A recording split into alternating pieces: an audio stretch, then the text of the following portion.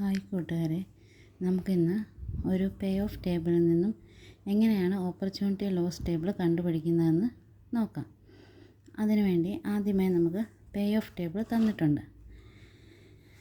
Opportunity loss table കണ്ടുപിടിക്കാൻ വേണ്ടി തന്നിരിക്കുന്ന പേ ഓഫ് ടേബിളിലെ ഓരോ റോയും കൺസിഡർ ചെയ്യുക.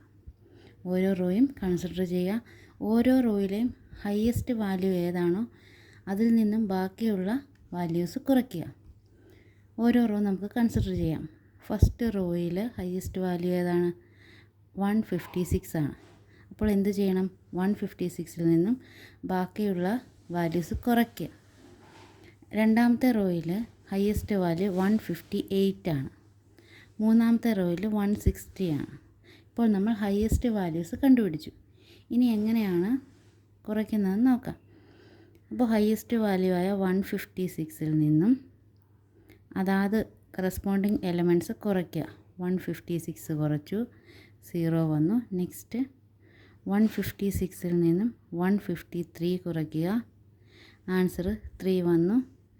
ദെൻ 156ൽ നിന്നും 150 കുറയ്ക്കുക, ആൻസർ 6 വന്നു. അതുപോലെ ഓരോ റോയിലെയും വാല്യൂസ് കണ്ടുപിടിക്കുക. 158 minus 156 is equal to 2. Then 158 minus 158 is equal to 0. Then 158 minus 155 is equal to 3. Then last റോയിൽ ഹയസ്റ്റ് വാല്യൂ 160 ആണ്. 160ൽ നിന്നും 156 കുറയ്ക്കുക, 4 കിട്ടും. ദെൻ 160ൽ നിന്നും 158 കുറയ്ക്കുക, 2 കിട്ടും. ദെൻ 160ൽ നിന്നും 160 കുറയ്ക്കുക, 0 വരും. അതിനുശേഷം നമ്മൾ ഇതിനെ ഒരു മെട്രിക്സ് ഫോമിലേക്ക് കൺവേർട്ട് ചെയ്യുക. ഇപ്പോൾ എഴുതിയിരിക്കുന്ന ഒരു മെട്രിക്സ് ഫോമിലാക്കി എഴുതുക. അതായത് നമ്മുടെ ആക്ട് എന്നുള്ള A1, A2, A3. ദെൻ ഈ കിട്ടിയ വാല്യൂസ് ഉണ്ടല്ലോ, അതെടുത്ത് എഴുതിയാൽ മതി. 0, 2, 4, 0, 2, 4, 3, 0, 2, 0, 2, 6, 3, 0, E1, E2, E3.